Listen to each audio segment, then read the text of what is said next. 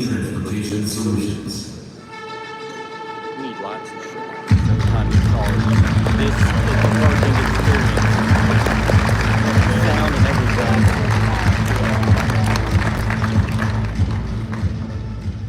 Good afternoon, everyone.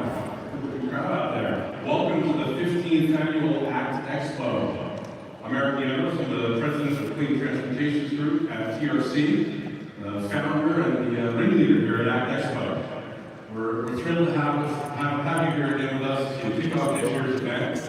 It's been quite a year since we last gathered in Las Vegas about a year ago.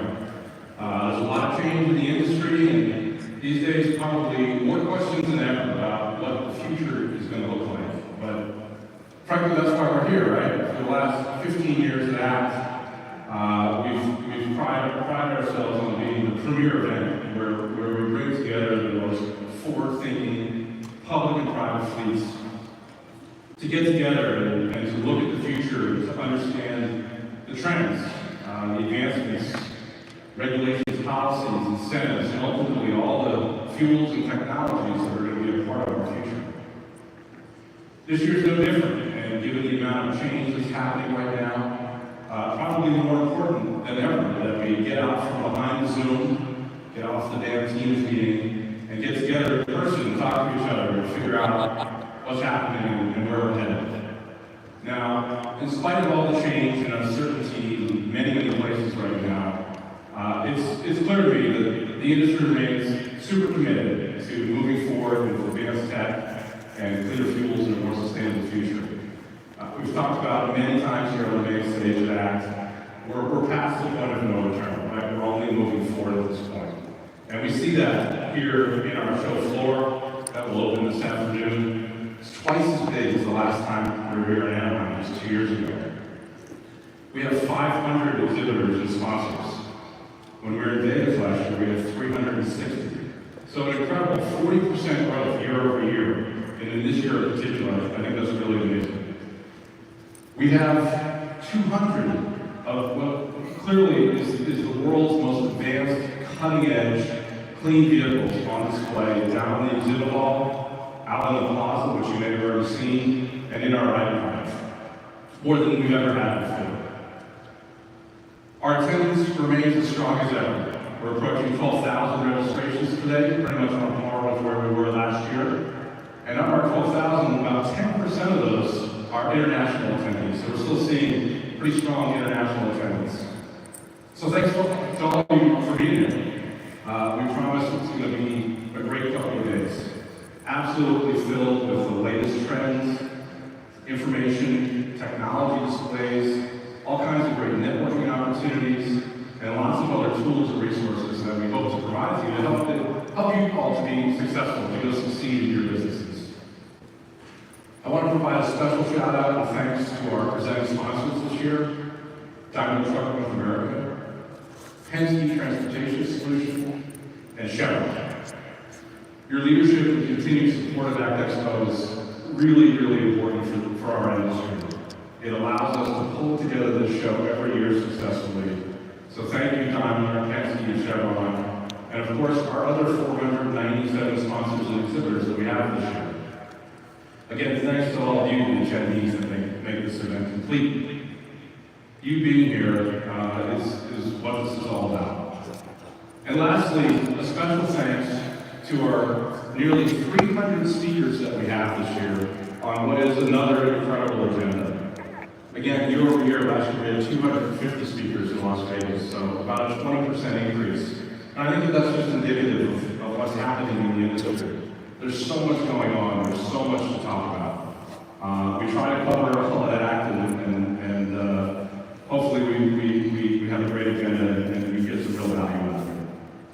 One thing I'll mention about this year's agenda is a little different. We added an EXPO Hall theater downstairs on the show floor. So in this theater, it's set up down there. We're going to have all kinds of neat topics, great speakers. It's going to run when the Expo Hall is open each day. So I would encourage you to stop by and check it out. It's a nice little addition that we added this year. As I'm sure you would all agree, the incredible lineup of speakers that we bring together every year here at ACT Expo, combined with this amazing show floor, activities is what makes ACT Expo such a great event. We've had other people describe to us as they act as the Super Bowl of commercial vehicle shows, which of course we're extremely flattered to hear, a designation like that. But it tells me that, we were able to bring together the best of the best in the industry, and that this is an event we all really look forward to coming to every year. As we go back to Vegas next year, maybe we'll figure out how to play some bets. I don't know. So this morning we kicked off our agenda at 0800. Special shout outs to those of you that traveled in early and showed up. We had 8 really good workshops. We had more than 30 sessions. I was down there to check out a few of the sessions, and they were excellent. Many of the rooms were standing room only, and I got a lot of good feedback from those that were able to participate in those sessions. So great content, great speakers, great discussion, and a good start to information sharing here at ACT. So thanks everyone for those who made the extra effort to get here early Monday morning. I'm excited to bring kick things off here on the main stage. And then, of course, after this, we're going to open the exhibit hall this afternoon. Before we get started, I think about every year, and when preparing for the show, what are the big key trends? What are we seeing? What are we hearing? What's being represented here at ACT Expo, which is obviously a good proxy for the kind of state of the industry.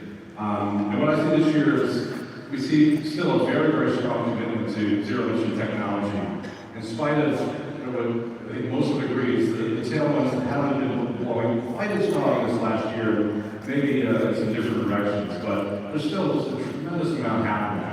And we see this in just, I think about the last couple of weeks and the announcements that we've seen. Every week there's something big. Last week there was a green lane opened up a big new truck charging station. Just before that, Turlock did the same. The same day the green lane opened their station, International launched a new Class 8 battery electric truck. It's got 300 miles range and some pretty cool new battery technology. Last week I was down in Port and Freightliner was delivering 5 new E-Cascades to a port trade operator, so a small fleet, just as Volvo did a short time before that. So we saw one of our new market players, Windrose, has delivered 15 or so electric trucks to a company in Arizona. We're starting to see more Tesla semis out on the road here and there. And with the production plant that they're building, I think we'll see a lot more of that in the year ahead. This afternoon, when we go downstairs to the exhibit hall, one of our leading truck OEMs is going to debut a new electric truck. I can't say who it is, but you go down and check it out and press announcement about it. So, when we look at the zero-emission truck and infrastructure landscape, there's a tremendous amount of momentum. There's a lot happening, and the progress remains very strong and moving forward. But we look out beyond just zero emissions, and we see a tremendous amount of additional activity, and that's reflected on our agenda and on the show floor. And what I see is sort of this broadening of technology and topics beyond what we've had here at ACT Expo for the last 15 years. For those that have been with us for a while, you know that the last couple of years have clearly been dominated by zero-emission technologies. Just as natural gas and propane and biofuels really dominated in the early years of ACT Expo. And so what we see this year is, again, is all of the above approach. With the CARB ACF regulation now off the table, and some other big changes happening on the regulatory policy front, everything is back on the menu. States like California, for the most part, are no longer requiring only zero tailpipe as the exclusive approach. And so that provides a lot of optionality for fleets. We've already seen great success with fuels like natural gas, renewable diesel, propane, and lots of others. So we have hundreds of thousands of vehicles already operating every single day on these low-carbon fuels. Importantly, they're operating across a very wide range of applications with proven use cases and, very importantly, a positive total cost of ownership. So now add to that this growing supply of additional super low-carbon fuels like B100, carbon-negative natural gas, and then great new products and engines that are coming to the market. A great example you're going to hear a lot about when you see it here is the Cummins X15N. It's the new 15-liter super low-emission natural gas engine, now commercially available in a number of truck chassis. We saw in the last couple of years the pilots and the demos that the fleets were doing have gotten great, very positive reviews, and that's already resulted in some big orders being placed from some of the biggest fleet names out there. So exciting things happening. The market continues to move forward. Fleets are continuing to take advantage of this full portfolio approach, and we definitely expect a lot more of that in the year ahead. Now, beyond the fuels and the technologies, the truck technologies, we're adding this year at ACT this very comprehensive coverage of this suite of digital technologies. We're starting to see vehicles referred to as software-defined vehicles. And this includes things like advanced telematics, connected technologies, increased safety systems that continue to evolve and advance and begin to merge into various levels of autonomous driving. And then, of course, with all this data, we see this increased collection of data from today's commercial vehicles. Which, a truck today can have 50 different computers on it, especially as we become increasingly electrified. So that's where that software-defined vehicle term comes from, right? And then on top of all this data collection, we're now starting to add AI to process and synthesize this data so that it becomes digestible and useful to fleets. So I find this whole digital landscape incredibly exciting, very, very interesting, and one that also fits really well into our model for EXPO, right? So ACT is a place where the technology suppliers come to showcase the latest and greatest products and offerings. Products that always sound amazing, right? But have a lot of questions. They can often have an incremental cost. Maybe they haven't really been out there in volume with other customers, and there's a lot of questions. Well, what's the ROI, right? What's my TCO? Those sorts of things.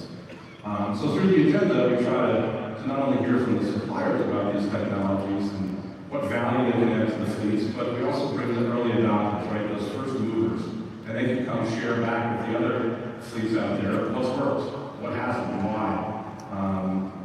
And that peer-to-peer information exchange for us is really important, right? We want to replicate the success and then leave the things that maybe don't work so well, so that ultimately we're trying to help accelerate adoption and use of these technologies out there in the real world at scale.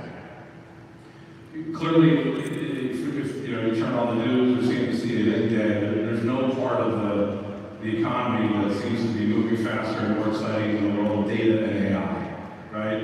You hear every day, NVIDIA, data centers, that's our shiny new object. So we're gonna focus on this today. We already had this morning this really great autonomous digital solutions workshop. I was able to check that out. Some great sessions and topics and speakers down there. Our first main stage session here is going to focus on this topic. So I'm super excited to learn more. I hope you all are too. It's going to be great. Now, before we get to this panel, I want to start with obviously our opening keynote. And this year we have the chair and CEO for Cummins, who we are very, very fortunate to have with us this year.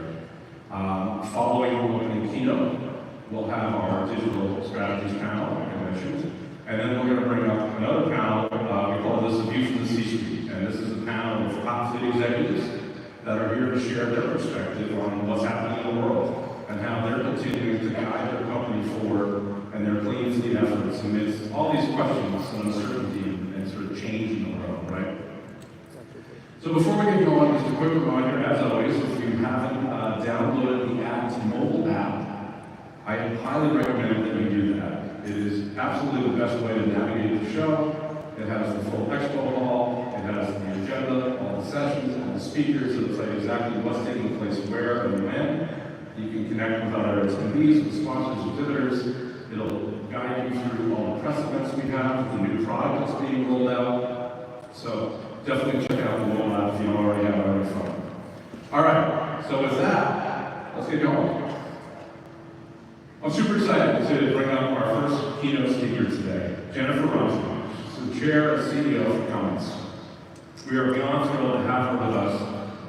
We've been trying to have Jennifer come to ACT for the last several years. It's been tough, but we finally were able to make it happen. And I also I couldn't think of a better way to open ACT this year in particular.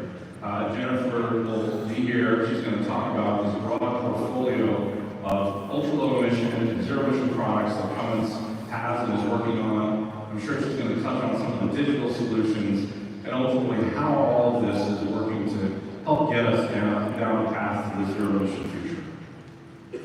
As I already mentioned, the BCF on the table. All fuels and technologies are back on the menu. So having Jennifer here for Cummins is a great fit and a terrific way to kick off things. As I'm sure pretty much everyone in the room knows, Cummins is one of the largest and most important global technology companies out there. They have a 105-year history and a great portfolio of products that customers use to achieve their efficiency, performance, and decarbonization goals.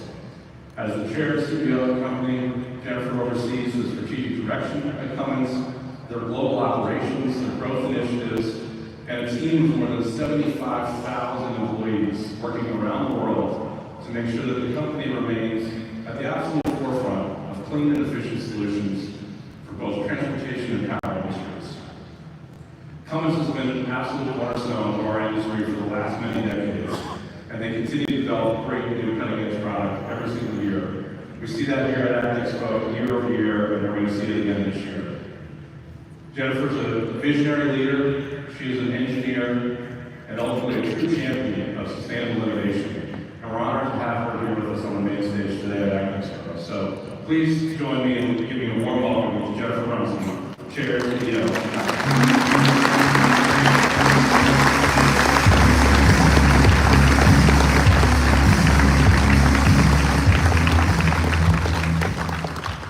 Thank you so much for that warm welcome, and it's an honor to kick off ACT EXPO 2025. We're in a very different place than we were just a year ago. We always knew the energy transition was going to be dynamic, and it's clear now it's going to be even more dynamic, more uncertain, more divergent than we ever thought it would be. You might have noticed a lot has happened in the last year. Around this time last year, regulations were driving our industry towards a net zero future, and we were investing record dollars to meet those goals. At the same time, there were concerns about the investment required and the time needed to create infrastructure to support these emerging technologies.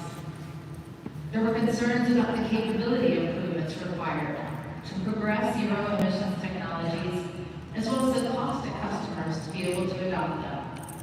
We were operating in a free trade environment. Since the election, we've seen a historic number of executive orders, and we're starting to understand how this administration's policies might impact our industry. There's proposals to reconsider or reevaluate EPA regulations, a natural uncertainty as this process takes shape. The incentives for battery electric vehicles offered through the IRA, used in onshore manufacturing and help drive adoption, are back on the negotiating table. And tariffs are being used as trade policies and also impacting our businesses. So what does this mean for us today? It means there's more uncertainty than ever before about the role regulations, incentives, and trade policies will play for the future of our industry. Regulations may not drive us as quickly towards a net zero future. And we're continuing to invest billions of dollars to innovate and develop technologies that are cleaner, more advanced, and more efficient than ever before. So the question becomes, what's next? Where do we go from here? As an industry, do we slow down our investments in new technologies and product improvements? Or do we continue to innovate, invest, and ensure businesses have more efficient and better performing products, keeping the end game in mind? And if we do, how do we do this in a way that works for all of our businesses and our customers? Before we tackle those questions, let's look at how far we have come. The trucking industry is a key driver of the U.S. economy. The U.S. fleet market last year, fleet carriers shipped 11 billion tons of freight across the U.S. roadways. Efficient movement of freight delivers critical goods to every industry and every household. And we can do that because we've navigated challenges before and come out better. Personally, I have a passion for this industry and shaping its future.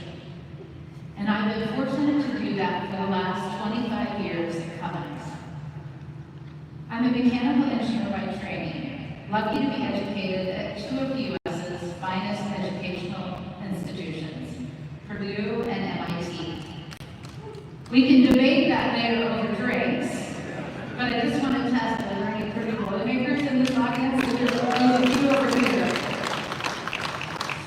My husband and I are also proud that our two daughters have followed in our Purdue engineering footsteps. Through 4 internships with Cummins, I discovered a passion for engineering and innovation to solve complex problems. I started my career at a fuel cell startup company in Boston, where the technology was exciting, and it still is, but I realized it would be some time before it had real impact. So I came back to Cummins in 2000, a company I knew was making and continue to make a positive impact on the future of trucking and on the world. And I've spent a lot of my career in engineering and engineering leadership roles at Cummins, including Chief Technical Officer, before I moved into business roles. So I've had a unique opportunity to help innovate these technologies that are shaping our industry. And I've always jumped at the opportunity to try driving Cummins-powered trucks and equipment, as you can see here. And I have a lot of respect for people that do that for a living. I've seen us over the last several decades. We've made real progress, real impact together. Think about diesel engines. Over the past 25 years, we've significantly reduced emissions and improved fuel efficiency without compromising power or performance. Across the industry, advancements in fuel injection systems, turbochargers, aftertreatment, and controls have reduced NOx and particulate emissions by more than 98% here in the United States and 90% globally.